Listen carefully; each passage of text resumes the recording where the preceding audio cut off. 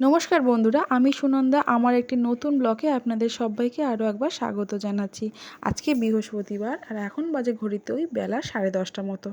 এখন আমি রান্নাঘরে এসেছি সকালে রান্নাবান্না করতে। অন্যান্য দিন একটু সকাল সকাল করে ফেলি, কারণ মেয়ের স্কুল থাকে বলে। আর এখন যেহেতু গরমের ছুটি পড়ে গেছে, তাই একটু বেলা করেই রান্না করছি। খুব বেশি রান্না নেই, 2-3টে রান্নাই আছে, তো সেই জন্য প্রথমে আজকে সিম্পল রান্নাগুলো আগে আগে সেরে ফেলছি। আজকে যেমন করছি, বড়ির ঝাল আর একটা মাছের ঝোল করব। তারপরে মেয়ের আর ছেলের জন্য আলাদা আলাদা করে তরকারি করব, সেগুলো সব পরে পরে রেডি করব।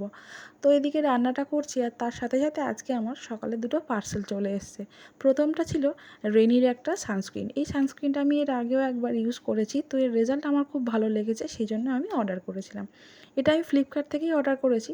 আপনারা পার্পেল বা অ্যামাজন থেকেও এটা পেয়ে যাবেন। আর এরপরে আরও একটা পার্সেল এসে গেছে, সেটা ছিল আমার একটা ব্লাউজ। এই ব্লাউজটা আমি মিশো থেকে অর্ডার করেছি। ব্লাউজটা আমার একটু কনফিউশন ছিল যে ব্লাউজটা কেমন আসবে নাকি। তো কারণ যেহেতু মিশো থেকে আমি এর আগে কখনও এরকম ব্লাউজ নিইনি, সেজন্য আমার একটা কনফিউশন ছিল। তবে আমি পার্সেলটা হাতে পাওয়ার পরেই দেখেছি ব্লাউজটা কালার বলুন বা তার কাপড়, সত্যি কথা বলতে খুব সুন্দর ছিল। একদমই যেমন ফোনে দেখেছি ঠিক সেরকমই আমি পেয়েছি। এর অনেকগুলো অবশ্য কালার ছিল, একটা সাদা, একটা কালো আর একটা লাল। আমি এর মধ্যে লালটা আমার দরকার ছিল বলে লালটাই নিয়েছি। দুপুরবেলা খাওয়া দাওয়া সেরে বিকেলের দিকে বড়টাকে নিয়ে একটু পার্কের দিকে এসেছি। তাছাড়া এই পার্কটা আমার বাড়ি থেকে বেশ অনেকটাই দূরে, বলতে পারেন অটো করেই যেতে হয়, হেঁটে যাওয়া যাবে না। তবুও আমি মেয়েকে নিয়ে এসেছি, কারণ ওর এখানে আসার খুব ইচ্ছা ছিল।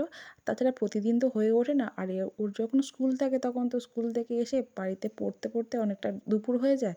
তারপর খেয়ে দিয়ে ঘুমিয়ে পড়ে, বিকেলে আর উঠতে পারে না, সেই জন্য বিকেলে কোথাও ওর যাওয়াও হয় না। তাই এখন যেহেতু স্কুল ছুটি, পড়াশোনার অতটা চাপ নেই, সেই জন্যই আজকে ওকে নিয়ে পার্কে আসলাম। আর ছোটোটাও বাড়িতে ঘুমাচ্ছে, ও ঠাকুমার কাছে রয়েছে, সেই জন্য আমি ওকে আজকে আর আনিনি। পরের বারে চেষ্টা করব ওকে নিয়েও আসার। দুজনকে নিয়ে আনলে একটু হয়তো অসুবিধা হবে, কিন্তু ওরও আমি পরের বারে চিন্তা করেছি ওকেও নিয়ে আসবো। আর পার্কটা এসে দেখি সত্যি অনেক বাচ্চারা এখানে রয়েছে, বেশ মজা করছে, খেলা করছে। আর প্রত্যেকটা জিনিস এখানে বাচ্চাদের চড়ার জন্য খুব ভালো।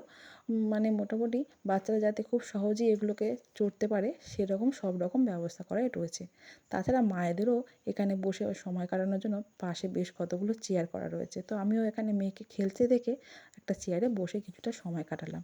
তারপরে সন্ধ্যের মুখে মুখে বাড়ির দিকে রওনা দিলাম। পার্ক থেকে বাড়ি ফেরার পথে জিবাকে নিয়ে গেলাম আমার দাদার রেস্টুরেন্টে, কারণ ওর খুব খিদে পেয়েছে, তার সাথে আমারও, সেই জন্যই ভাবলাম এই রেস্টুরেন্টে যাই।